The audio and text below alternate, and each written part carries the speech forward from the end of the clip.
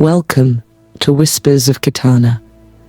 Here, the darkness has a voice, and it speaks to those who listen. What you're about to hear is not just a story, it's a shadow, pulled from the quiet places of the mind.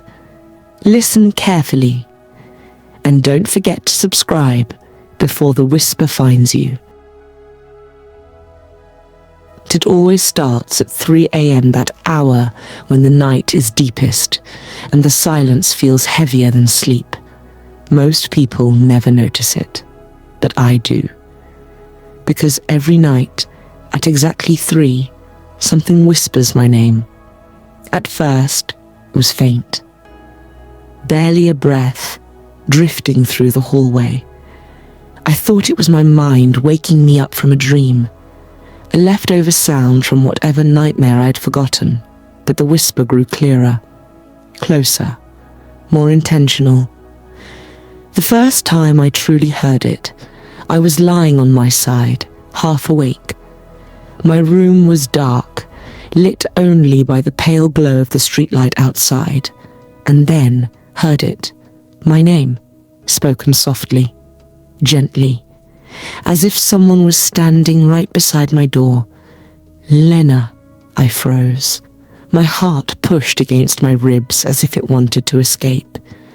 I listened for footsteps, for breathing, for anything that could explain what I heard. But all I found was silence. Cold, empty silence. The next night, it happened again. 3 a.m., a whisper. My name. Always the same tone, calm, controlled, almost affectionate. I started sleeping with the hallway light on, but it didn't change anything. If anything, the whisper sounded clearer under the dim light, like it was waiting for me to wake up, like it knew I could hear it. I tried to ignore it. For a few nights, I pretended nothing was wrong. I put in headphones, played calming music, did breathing exercises. But the whisper slipped through everything, through the walls, through the noise, through my thoughts. I told myself it wasn't real. But fear has a way of making imagination feel like memory. You start believing your own lies just to fall asleep. One night, after a particularly long whisper, I got up. I walked to the hallway, forcing each step to sound louder than my heartbeat. The air felt colder there, heavier. I stood still and waited. Nothing happened. No whisper. No movement. Only the slow ticking of the clock. Then, as I turned to go back to my room, I heard it again. Not from the hallway. From behind me. Right behind me.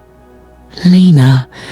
I spun around so fast I almost fell. But there was no one. Just the wall, the shadows, and the dim yellow light humming quietly above. The whisper had shifted position. It wasn't coming from outside anymore. I tried recording it.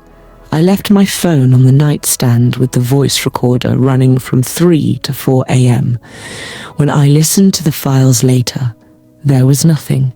No whisper, no breath, but there was a sound. A slow, rhythmic tapping, like fingernails brushing against glass. I didn't hear that sound any other night, only on the recording, only when the whisper called my name. A week passed before things changed again. The whisper didn't say my name anymore. It said something else. Something I didn't want to understand. It said, "Come back." Back where? Back to what? I tried to rationalize it. Maybe it was a dream blending into waking life. Maybe it was my subconscious mind telling me something. Maybe I was sleepwalking. But the more I tried to deny it, the clearer the voice became. The more it sounded like me. My own voice repeating my name, repeating "come back" like a memory stuck in a loop, I stopped sleeping. I stayed awake until the sun came up. But even when I was fully conscious, wide awake, staring at the ceiling, I heard it. Not from the hallway anymore. Not from behind me, but from inside my head, inside the space right above my heartbeat. The whisper no longer waited for 3 a.m. It followed me throughout the day. Soft, steady, familiar, like an echo of a thought I never had. The worst moment came 3 days ago. I stood in front of the mirror, brushing my hair. The whisper grew louder, and for the first time, I saw my reflection move before I did. Her lips parted, and even though I didn't make a sound, I heard the whisper speak from her mouth. I never left. I wanted to run, but my legs refused to move.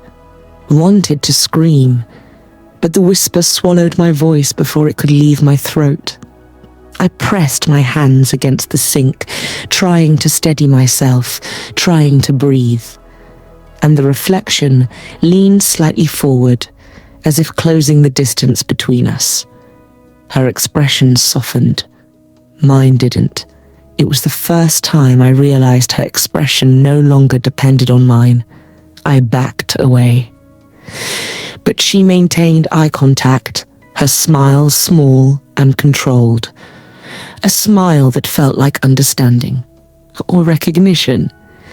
Since then, the whisper hasn't stopped, and I finally understand what it's trying to tell me.